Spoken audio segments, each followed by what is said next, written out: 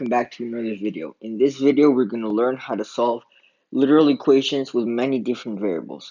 Now, before we start, it's very important that you watch our video on basic equation solving and then our video on equations with variables on both sides to understand and properly follow along. Okay, let's start off with our first example.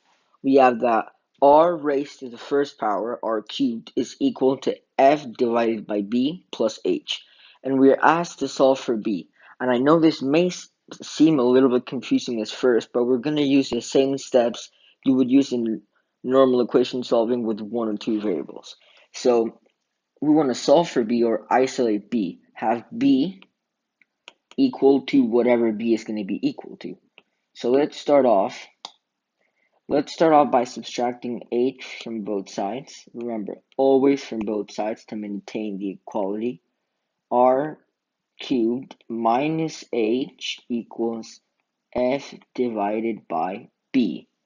Now, what I'm going to do here, I'm going to multiply both sides by b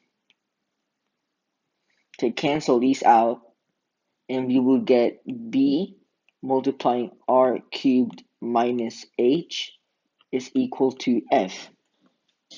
Now you might notice that I didn't distribute b to r cubed and b to negative h.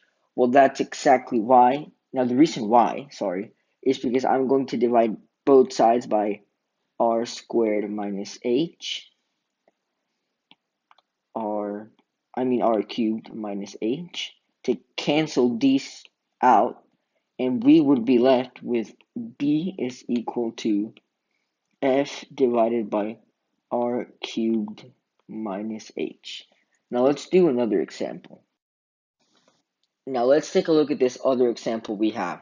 We have that q is equal to the square root of f times d plus 4, and we are asked to solve or isolate d. Now what I'm going to do here, I'm going to square both sides. And you might be wondering why I'm doing that, and that is to cancel this square root on the right side over here, and we will get that q squared is equal to fd plus 4. Now I'm going to subtract 4 from both sides and get that q squared minus 4 equals fd. And now I'm just going to divide both sides by f to cancel these two out, and we would be left with d is equal to q squared minus 4 divided by f. Okay, so here we have another example. So we have that negative q plus 1/6 times u times b is equal to g, and we are asked to solve for b. Now the first thing I'm going to do here is add q to both sides, plus q to both sides, and then we would get 1/6 times u times b is equal to g plus q, since these two canceled out over here. And now what I'm going to do, I'm going to multiply both sides by 6 to cancel this fraction on this side right here, and these two would cancel out, and this side by 6 as well, and we will get that ub is equal to 6g plus 6q. Now I'm going to divide both sides by u, and we will get that b is equal to 6g plus 6q divided by u, since the u that we divided on this side canceled this coefficient out, and we would be left with b by itself. Now let's apply our knowledge of solving literal equations to a real-world scenario. Let's say you were given the temperature in Fahrenheit, but you want to convert it to Celsius since you don't know how much Fahrenheit really is. And you're only given the formula, like you only know how to convert it from Celsius to Fahrenheit and not the other way around.